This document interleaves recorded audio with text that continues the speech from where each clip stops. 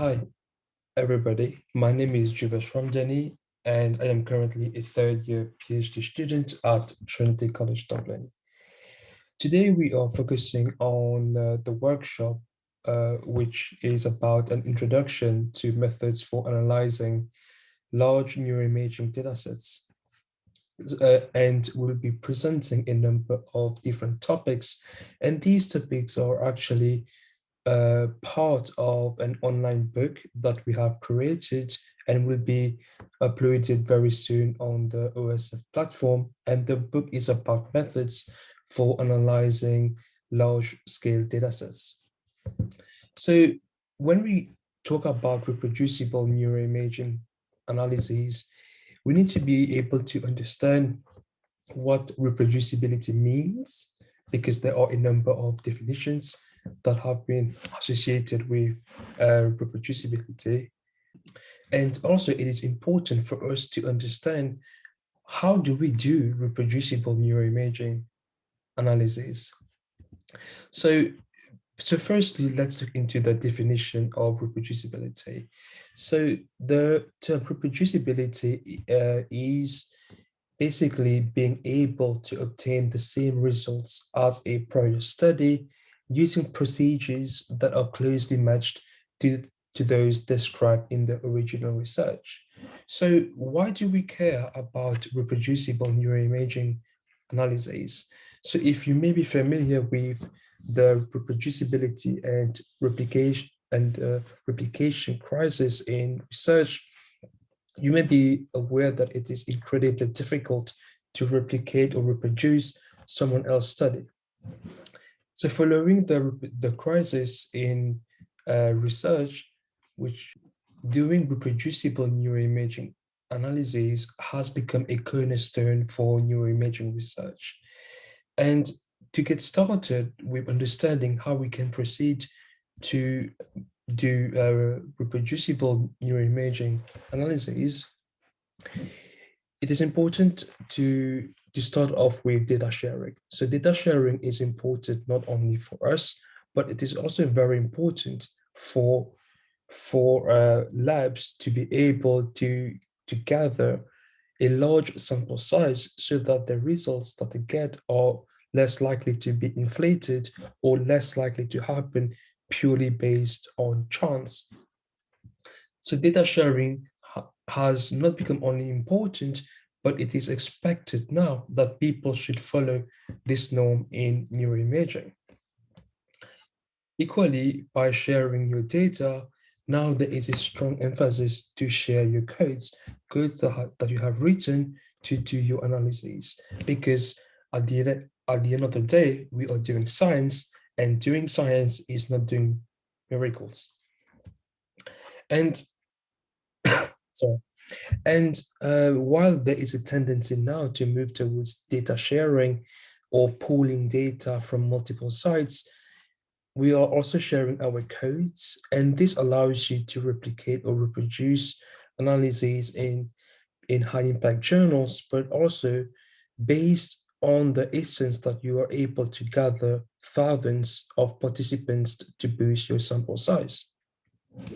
So we are providing a very comprehensible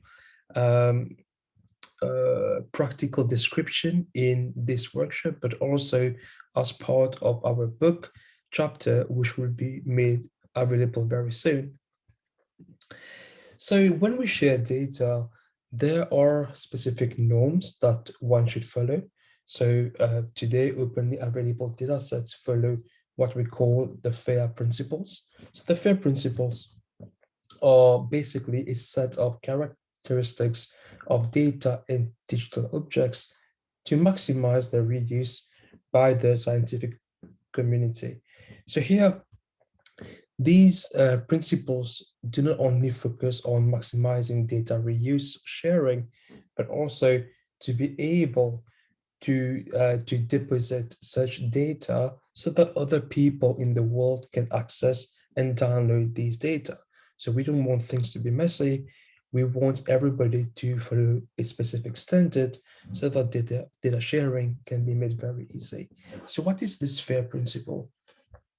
So the FAIR principle basically requires your data to be first findable, meaning that you have sufficient rich metadata and having a unique PID, so which is a unique identifier. Second, you need your data to be accessible. So you need to provide your data and the metadata via trusted repositories such as GitHub or OpenEuro. Third, you want your data to be interoperable, such that your data and the metadata will use a specific formal and shared format that is agreeable by the neuroimaging community, and such example is the bits format. And lastly, you want your data to be reusable. And what do I mean by reusable? It means that the data should be described with clear and understandable attributes. And also there should be a consensus about the license for you to reuse these data. So, like I said before, data sharing has been gaining a significant traction in the last couple of years. And there has also been a development into hosting these large-scale data sets. So such a platform for hosting open source data is called OpenNeuro. So you may have heard about OpenNeuro. So if you are a PhD student wanting to use large-scale data sets, OpenNeuro is a very good place to start with. So OpenNeuro has about 604 datasets, and they are derived from mostly MRI modalities, but you also have EEG data or PET data. So it's not restricted to only MRI modalities.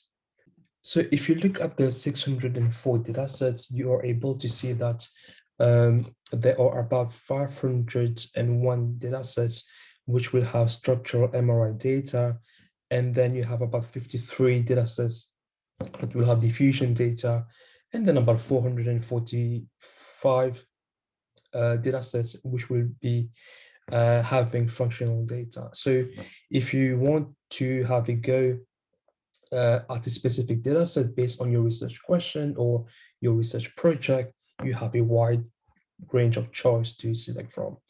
And if you look at the top right, the graph, you can see that every year there is an increase into the number of data sets that are hosted on OpenEuro.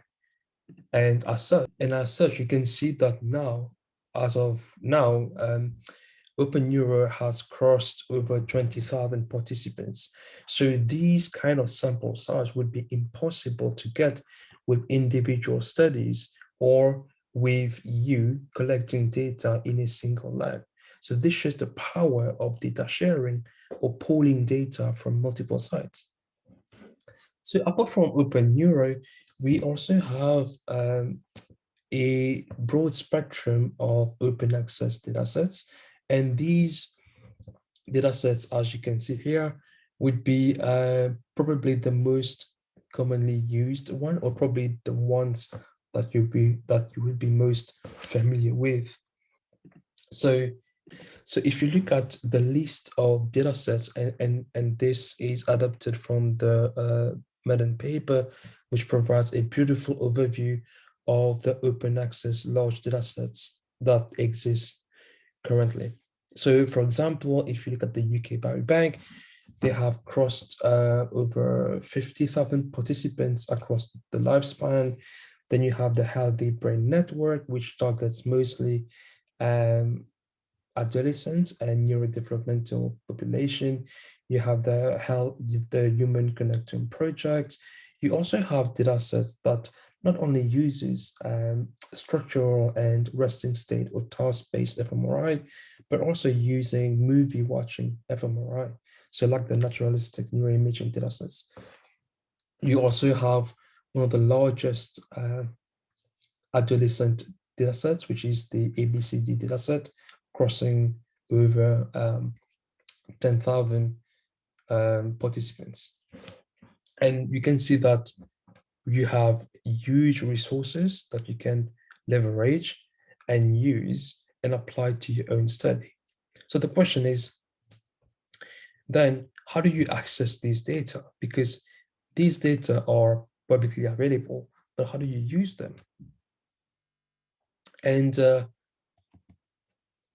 here you would be, as a PhD student, you would be familiar with these open access datasets, and these datasets are commonly used on a daily basis. And here you also have datasets that not only focuses on human neuroscience, but also focuses on the primate neuroscience. So you do have a large option that you can select from. So here, I am going to focus on one example. So I'm going to show you how we can access a specific data set on OpenNeuro. So OpenNeuro, like I said before, it is an open source data hosting platform. And there are different ways that you can follow to download data sets. So here, one of the ways that we're going to use is called data-led, but you can also use the Amazon server to retrieve these data. So here we're going to look at how we can download the Aomic dataset via data-led, which is hosted on OpenNeuro. So to be able to access data from OpenNeuro, what we're going to do is we are going to use Jupyter Notebook.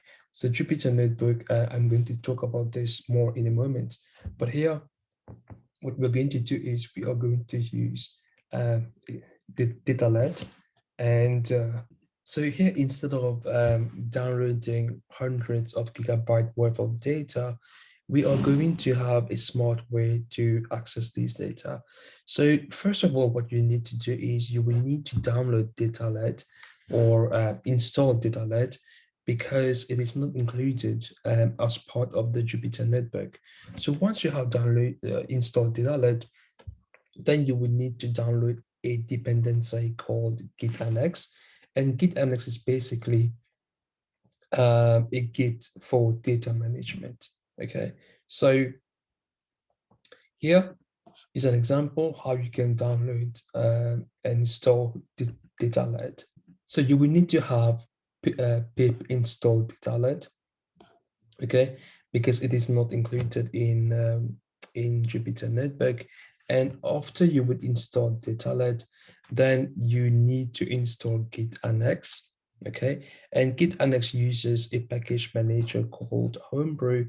And with Homebrew, sometimes it is already installed, sometimes it is not. So for example, if you are using a macOS, you can copy this line of code into your terminal, paste it, and then it will install Homebrew for you. So once Homebrew is installed, you can download the Git Annex, which is a Git for data management using these lines of codes. So once you run these lines of codes, it will ask you for your password. So the password that you use to access your laptop or your computer. Then once you enter it, it will download Git Annex for you. So after downloading data-led, then we need to use it. So here, the Aomic dataset is the dataset that we are using throughout this workshop. And if you look at the size of it, it is about 407 gigabytes. So it makes it almost impossible for everybody to download it, but also it is not good practice for different people in the same lab to download things locally, because it is just a waste of resources. So instead, what we need to do is, what we can do is we can clone this dataset, which is on OpenNeuro, and we just need to provide the directory of the dataset that we want. And this way of doing things means that we use data-led, and then we provide the symbolic links, which is the location of where the actual dataset is hosted.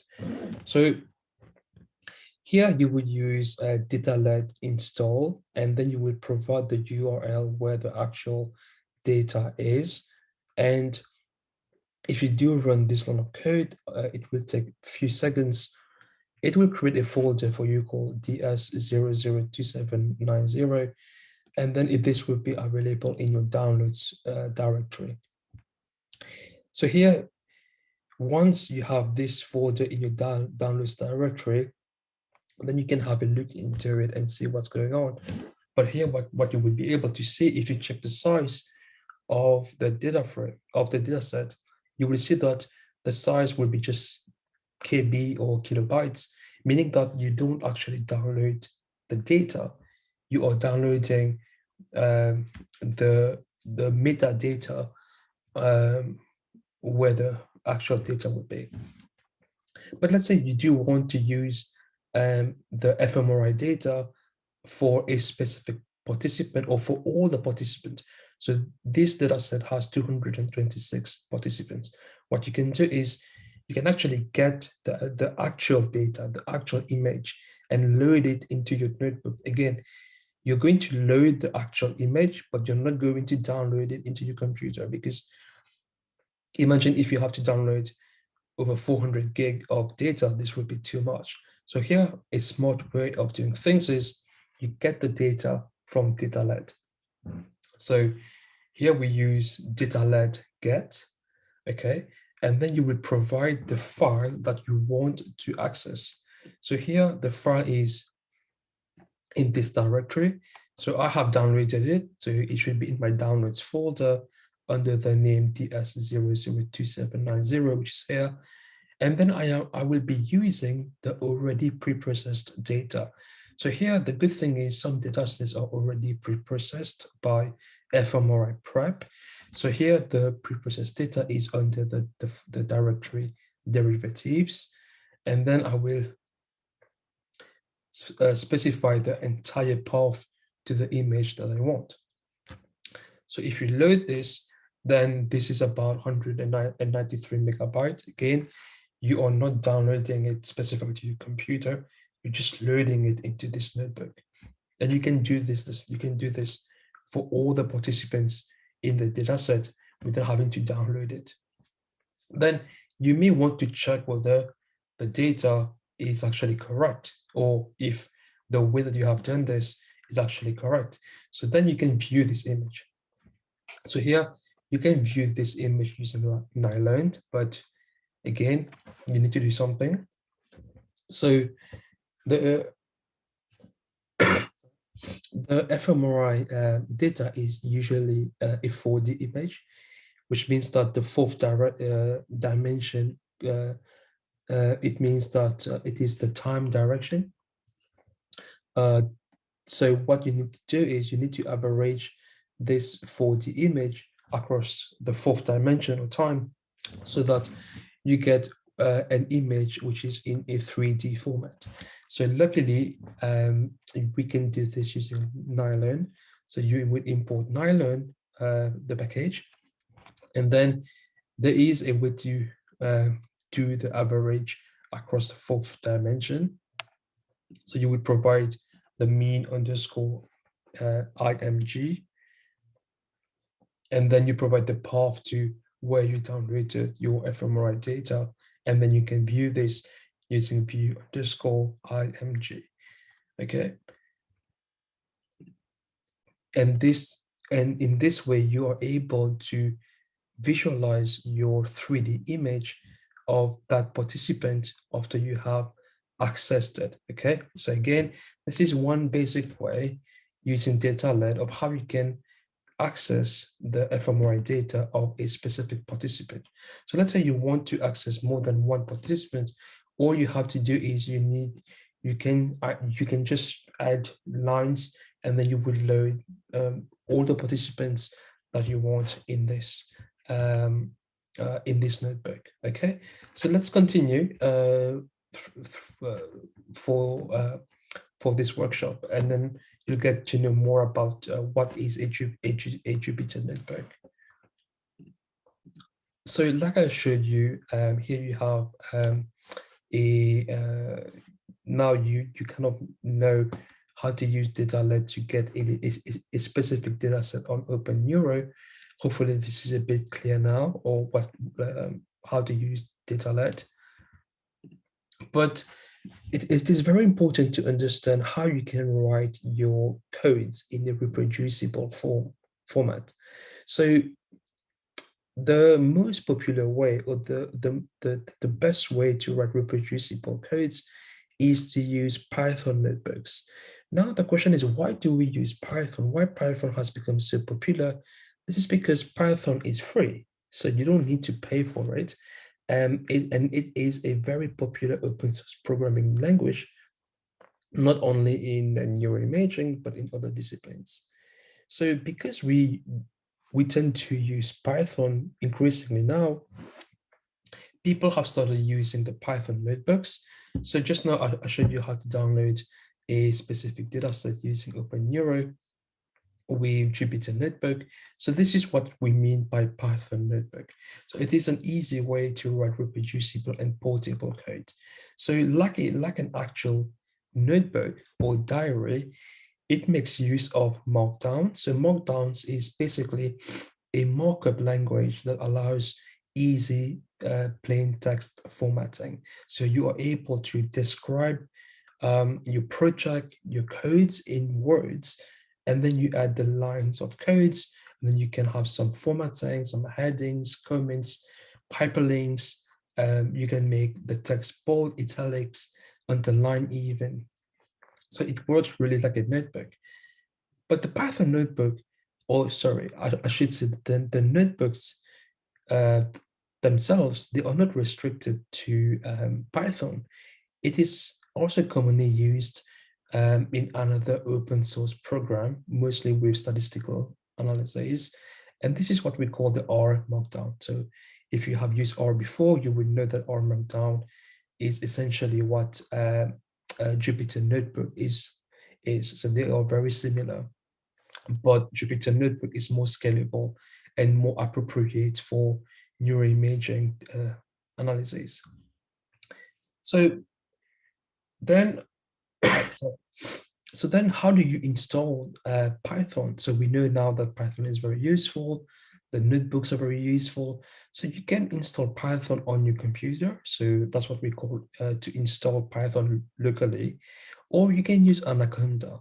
So Anaconda is a suite of tools, mostly for data science, but you get different versions of Python, even R, and then you can choose the different notebooks that you wish to run. So you have Jupyter, you have Jupyter Lab, and it is very, very good. So Anaconda is one way of installing Python. The second way is you can just download Python on its own. And lastly, you can also run the notebooks, not from Anaconda, but something called Google Colab.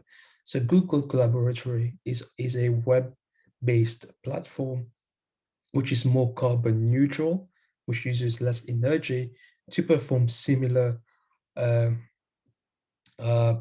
similar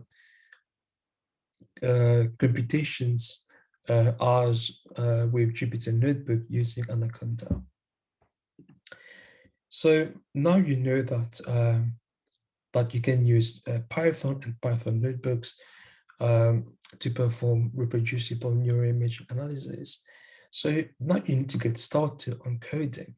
So I know that the hardest thing to do is to get started, but there are plenty of resources online. So if Python has a wiki, or you can also use other learning platforms like Coursera, ETX, and Udemy to help you in your programming journey. And they have courses from all kinds of institutes, but also these courses target a wide range of audience, from beginners to experts. So it will require time and practice to know how to code in Python, but you need to get started. So once you get started, I will strongly emphasize that you guys spend time on learning some good coding practices, because at the end of the day, you want to share your code, you want to share your analysis to the neuroimaging community. So you want your codes to be well structured, clear, and concise. You don't want your codes to be complex or to have unnecessary repetition or to be what we call spaghetti code.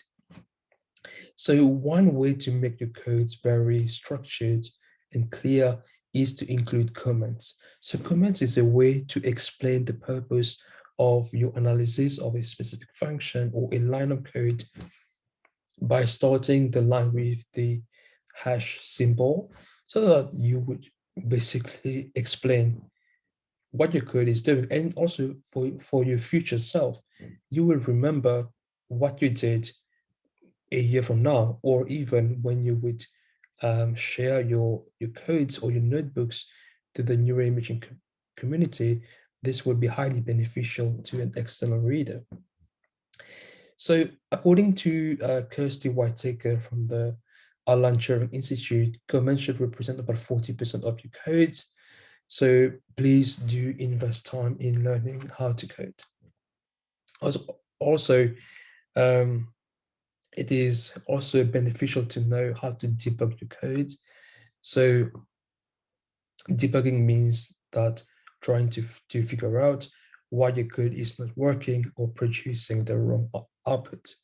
But this is a skill that you would develop over time, and it involves a lot of trial and error, meaning that you will try something, doesn't work, you could crash this, you try something else, or even you use Google.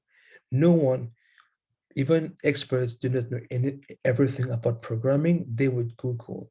So Google is your friend, use it, or just try and try to solve it. If it crashes, try again. And surely someone on the internet has already solved the error. So let's look at the notebook again to be able to understand what would be an example of a good and bad coding practice. So this is another notebook that we are going to share, and this will form part of the book chapter that I mentioned before, and this book chapter will be part of the book on methods to analyze large neuroimaging datasets. So I want to show you. So this is an example of another notebook. So here you can see that here I have my markdown descriptions of the code is doing. And here you can see that in your imaging, you will import some packages that will allow you to do some computations. But you can see here that I have included comments, so everything following the hash symbol that tells me and tells you what I am doing, what packages I'm doing, I'm importing. And here I'm loading a file. It tells you what file I'm loading, what does it do, what size the file is, and so forth. So it's very important to include comments in your code because it will help you later on. And secondly, as a good programming practice, the name of your variables are very important. So here you can see that I'm using behave_df, which shows that I'm loading behavioral data. And people tend to use lowercase, uppercase, or underscore, and even a hybrid, so a mixture of lowercase and uppercase. So it depends on your preference, which one you like, but you need to be consistent. So so here you can see that, but I am naming the same file using different variable names. So here behave, and here behave_df, and here behave_hbn_data. But also, let's look at a bad naming convention. So here you have temp. So people use temp for temporary computation. So if you have temp, you don't really know what temp is doing. Or if you have two temps, you don't know what they are, right? And also people tend to use names like final variable, final something. So you don't really know what final is again. So it's a bit confusing. Or sometimes you do have very long undescriptive names, which basically is very complicated. So try to keep it short and intuitive.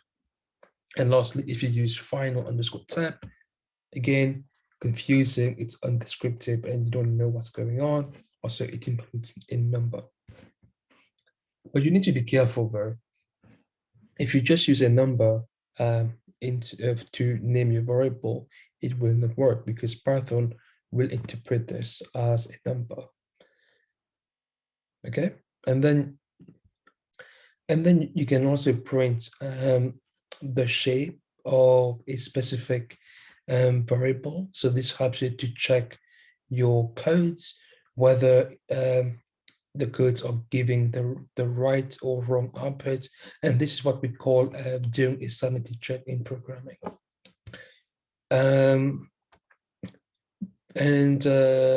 You should also be careful of spaces, of white space, because sometimes here you can see that it's fine because I have, here you can see that I have additional spaces. So I have two spaces here, and this is what we call the white space. It's very hard to identify that kind of error if it happens because it's what we call the unseen error. And here, including one space is enough. And similarly, you can see that there is a space here, and here you have two spaces, so you should be very careful. Okay. And lastly, we talk about indentation. So indentation is basically when you have a for loop. So if you're trying to do a computation in number of times, let's say reading, manipulating files for every participant, you use a for loop. So for every participant, you do something.